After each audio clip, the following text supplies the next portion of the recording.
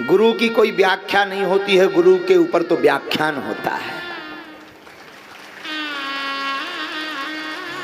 ये आज दादा गुरु जी का दिया हुआ सूत्र है, गुरु पर कोई व्याख्या नहीं है, गुरु का तो व्याख्यान होता है। और व्याख्यान भी करोड़ों पुस्तकों में लिख दो तब भी कम पड़ता है।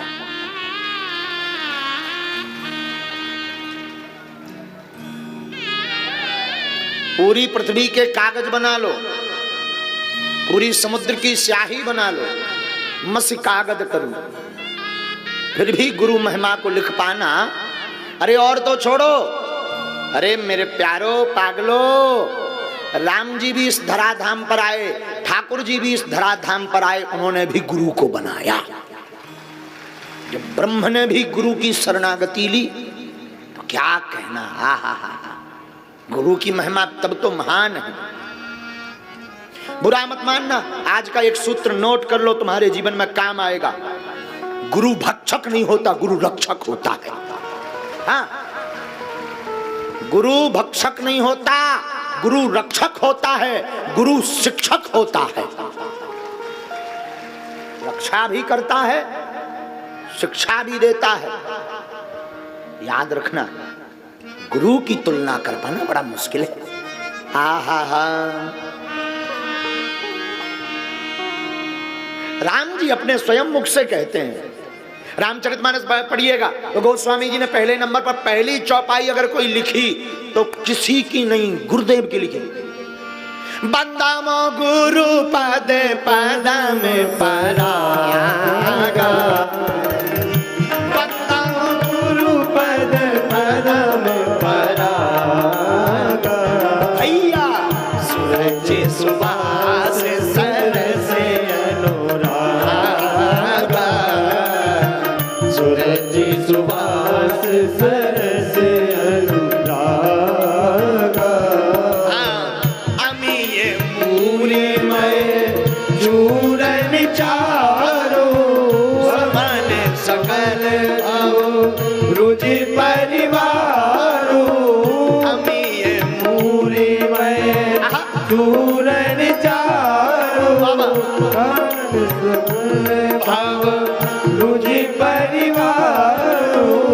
श्री गुरु पद नख, श्री गुरु पद नख, मणिगण ज्योति, सुमिरत देव दृष्टि होती, सुमिरत देव दृष्टि होती। श्री राम जय राम,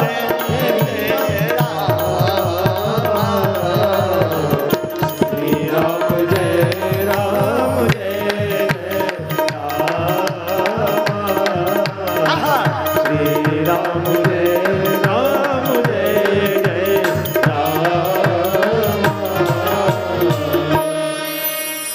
रामचरितमानस वो ग्रंथ, आहा, भारत सरकार की योजनाएं जिस गांव में नहीं पहुंच पाई, लाइट नहीं पहुंच पाया, बिजली नहीं पहुंच पाई, सड़क नहीं पहुंच पाई, पर रामचरितमानस जरूर भारत के कोने कोने में पहुंची। ऐसा ग्रंथ, कलयुग का आधार ग्रंथ। बुरा ना माने, हम तो गोस्वामी जी को रोज धन्यवाद देते हैं कि अगर गोस्वामी जी ने रामायण नहीं लिखी होती तो आज बहुत से लोग राम को काल्पनिक ही बताते रहते। भाषाबद्ध निबंधमति मंजुल मात नोती। गोस्वामी जी ने जब पहली चौपाई लिखी तो कथा तो राम जी की है, राम जी की लिखनी चाहिए। और एक गुप्त रहस्य बता दें तुम्हें, नोट कर लेना, रामायण के रचयिता गोस्वामी जी नहीं है, गोस्वामी जी तो लेखक हैं, रामायण के रचयिता तो अनंत बलवंत हनुमंत लाल जी हैं।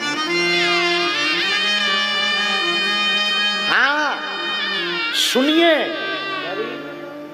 वाल्मीकि तुलसी भयो,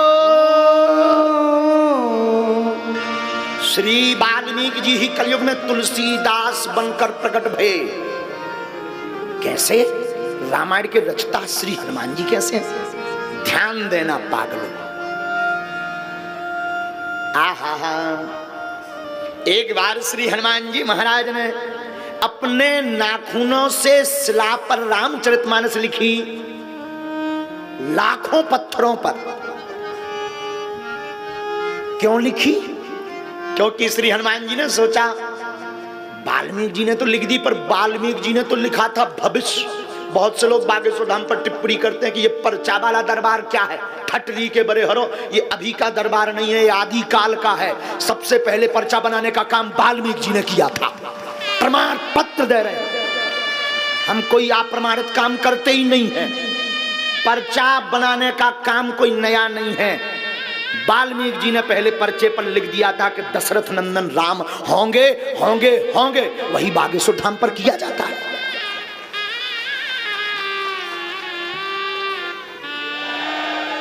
तो श्री हनुमान जी ने सोचा, आहा हा, क्या सोचा?